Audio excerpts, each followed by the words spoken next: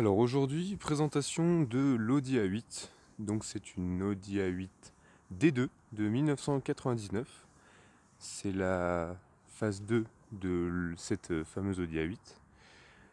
Donc j'ai voulu faire cette petite vidéo parce que j'ai pas trouvé moi quand je cherchais à acheter cette voiture plus de détails sur la voiture, plus de contenu.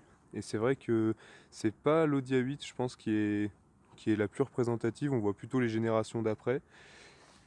Et donc voilà, c'était simplement pour montrer ça. Donc d'extérieur, bon, on n'est pas loin de la limousine, quoi. C'est une très grande berline.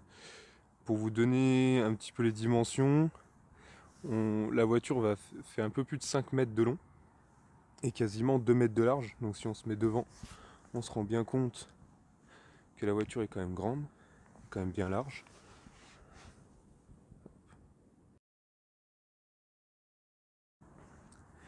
Celle-ci, niveau extérieur, je dirais il n'y a pas beaucoup d'options impressionnantes. Elle a le toit.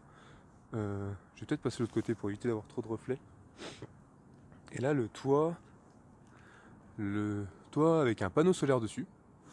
Donc c'est un système qu'on trouve aussi sur l'A6 Allroad que j'avais vu sur POA et je savais pas que c'était ça. Mais bon, quand je l'ai vu, j'ai compris que ça venait de là.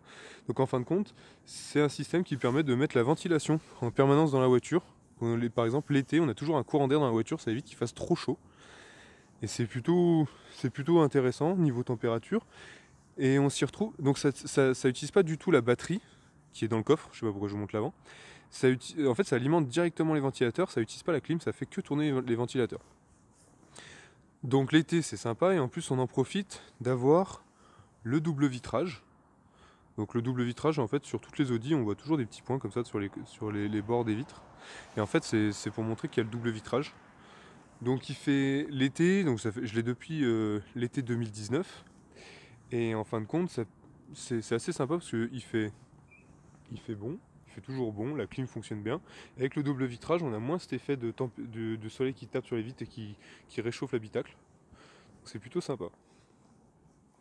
Donc au niveau de l'intérieur, c'est une voiture, ah oui, c'est important je pense de le dire, parce que peut-être ceux qui connaissent beaucoup mieux que moi vont se dire mais pourquoi c'est comme ça dedans. Donc c'est une voiture qui a été achetée neuve en Allemagne. C'est pour ça qu'elle a, pardon, c'est pour ça qu'elle a les sièges sport, donc ça c'était pas une option, c'est pas une option allemande, mais Alcantara. Donc j'entends bien, c'est le cuir sur les côtés et l'Alcantara au milieu, plus l'Alcantara sur les portes. Donc ça c'était une option qui était disponible qu'en Allemagne. Donc après c'est une voiture, comme je vous disais, des plus modernes. Donc on va retrouver un GPS, un grand écran, une sono, la climatisation bizone. C'est écrit bizone, et si on veut être clair, en fait, on peut choisir la température à gauche et à droite, et on a aussi des bus d'aération à l'arrière. Mais à l'arrière, on ne peut pas choisir sa température. On a les sièges chauffants, donc si on s'approche un petit peu pour faire un joli plan, on a les sièges chauffants de chaque côté, on les a aussi derrière, donc je vous montrerai juste après. On va avoir tout ce qui peut être commun à une voiture moderne, avec les radars de recul à l'avant, à l'arrière, la désactivation de l'ESP ici, et puis les anti-brouillards. Puis après, là, c'est toute la partie navigation, autoradio, musique. Moi, la seule modification que j'ai faite depuis, c'est ici. J'ai rajouté donc un jack et un USB, plus un petit micro que j'ai caché là-bas, et donc un dispositif Bluetooth en complet. Donc ça me permet d'écouter la musique que j'ai soit en jack, soit en Bluetooth, de passer des coups de fil. Et voilà, ça permettait de rajouter les petites options qu'il n'y avait pas à l'époque. Et à l'arrière, on est sur une voiture relativement grande. Enfin non, on va dire grande. Dans le sens où, voilà, je vais m'installer. Hop. Donc je suis pas très grand, je fais 1m75. Mais ce que je veux dire, c'est que le siège est réglé pour moi. Et j'ai, je sais pas, on va dire quoi, 15 cm devant les genoux.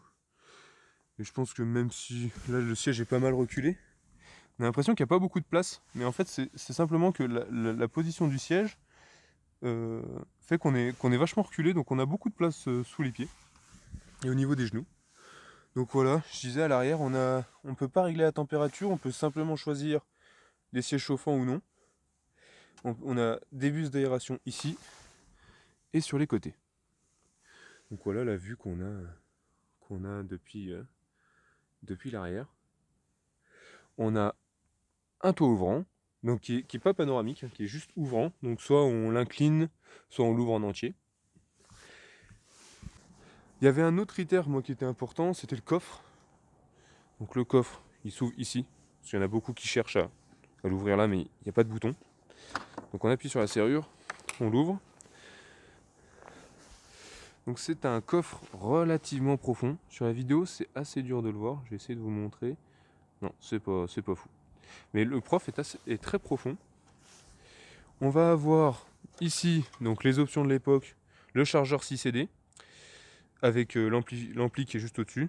Et on va avoir la batterie qui est cachée là-dessous.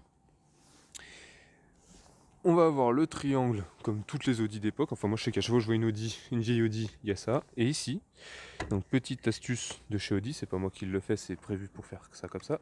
Ça se bloque là. Et hop, on a accès. Donc il y a une vraie roue de secours. Donc c'est la même roue que j'ai sur la voiture actuellement. Donc 5 jantes identiques avec les différents outils. Donc ça c'était un petit peu pour le détail de ceux qui voulaient savoir ce qu'on pouvait retrouver dans le coffre. On a aussi, moi je trouve ça intéressant, je compare parce que ma première grande voiture, je dirais, c'était une 730 E32, donc je l'ai toujours. Et sur la E32, on a aussi un coffre en malle comme ça, mais on n'a pas ce mécanisme. Ce mécanisme lui permet en fait d'ouvrir le coffre, vous allez me dire oui c'est génial, mais en fait sur la série 7 on a un grand col de cygne, ça s'appelle un col de cygne qui descend dans l'habitacle, pardon, qui descend dans le coffre, et en fait on perd en espace. Il faut quand même parler un peu du truc spécifique de cette voiture, c'est le logo. Donc ce logo, c'est le fameux ASF, c'est pour Audi Space Frame. C'est dans l'idée qu'en fait toute cette voiture est en aluminium, tout. Autant le châssis que la carrosserie, tout est en aluminium. C'est l'une des premières voitures sorties intégralement en aluminium. C'était la première de l'histoire chez Audi. Après on a eu l'Audi A2. Puis après Audi s'est dit ça coûte trop cher, bon on arrête. Donc voilà, c'était les dernières voitures sorties tout en aluminium. Il y avait un deuxième point moi qui m'intéressait sur cette voiture, c'est ce qui se cache sous le capot. Donc on a plusieurs types de moteurs. Je vais quand même vous présenter un peu toute la gamme. Il y avait deux moteurs diesel. Donc il y avait le 2,5 litres TDI V6 qui est assez connu. Et il y avait le 3 litres 3 V8 diesel aussi, qui était un bon moteur. Et après en essence on avait donc le tout petit 2 litres 8 V6. Je dis tout petit, c'est pas péjoratif, hein, c'est juste que par rapport à la taille de la voiture, je trouve que c'est relativement petit. Après on avait un 3 litres 7 V8 qui lui avait la particularité de déjà être le premier V8, mais aussi avoir une boîte manuelle. Donc ça je vais vous expliquer juste après. Donc on pouvait avoir la boîte manuelle 5 rapports si je dis pas de bêtises. Et donc ça c'est une boîte automatique type Tronic, donc qui est d'origine Porsche. Parce qu'avant Audi Porsche travaillaient beaucoup ensemble. C'est une boîte donc automatique, donc il y en a qui vont dire oui mais il y a robotisé, oui mais il y a variation continue, mais il y a tout ça. Donc ça c'est un peu le mélange des deux, parce qu'on a une variation continue sur chaque rapport et on a une robotisation pour 5 rapports. J'en étais sur les moteurs, donc il y avait le 3 litres 7 V8, et enfin il y avait le 4 litres 2 V8 qui est sur cette voiture là. Et en prestige je dirais, il y avait le W12 de 6 litres qui, commence à se faire rare. Et en gros, moi j'ai préféré partir sur le 4 litres 2 V8. Donc le voilà. Donc il présente bien, il est entièrement caché de plein de plastique. Mais il est encore assez accessible. Donc c'est un V8 4 litres 2 de cylindrée qui a 5 soupapes par cylindre. C'est pour ça qu'ils ont mis 5 valves sur le côté. Il développe 310 chevaux à 6000 tours minute. Donc à vrai dire, moi je me sers jamais des 310 chevaux vu que je monte jamais à 6000 tours minute. Et on va avoir 410 Nm de couple entre 3000 et 4000 tours minute. C'est un joli V8 qui moi j'aime beaucoup, qui est très souple, qui est relativement fiable. Donc je sais pas si ça se voit bien.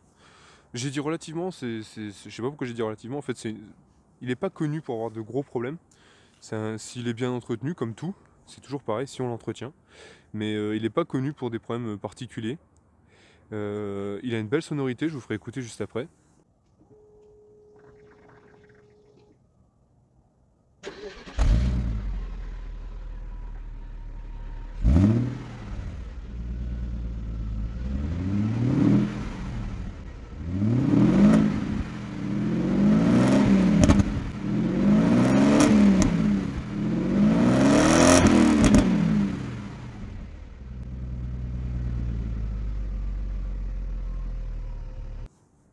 Et il a une consommation raisonnable. Moi je sais que en ville je suis aux alentours des 13 litres. Sur national je descends à 11 litres. Sur autoroute je suis à 10 litres. Et c'est un moteur peut-être qui pourra intéresser du monde parce qu'il tolère, enfin il accepte bien l'éthanol sans modification. Et je dis ça parce que j'ai pris en fait les valeurs d'enrichissement, tout ça, et on reste cohérent en fait. Le système arrive à enrichir assez pour ne pas être trop pauvre, donc c'est très intéressant. Donc il peut tourner 100% éthanol. Moi je vais regarder quand même pour refaire pour faire une reprogrammation flex fuel, ce que je préfère. Je suis pas un expert là-dedans, mais j'ai quelques notions et je pense que c'est plus intéressant quand même de faire une reprogrammation propre.